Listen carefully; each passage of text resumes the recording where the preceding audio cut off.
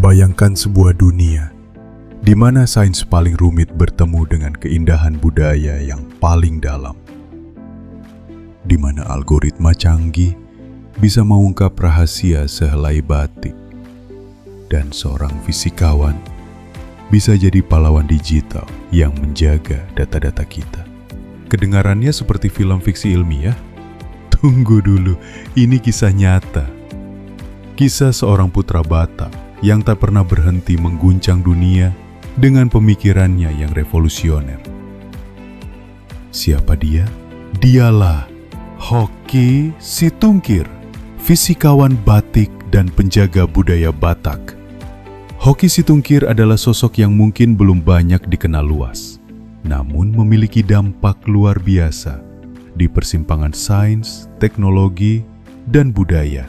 Ia dikenal sebagai fisikawan batik dan seorang ilmuwan yang menguak kompleksitas budaya melalui lensa ilmiah. Perjalanan karirnya yang tidak biasa, dari seorang peneliti yang menguak kompleksitas budaya hingga menjadi tokoh yang bertanggung jawab atas pelestarian warisan digital nasional, menghadirkan sebuah narasi yang sangat menarik.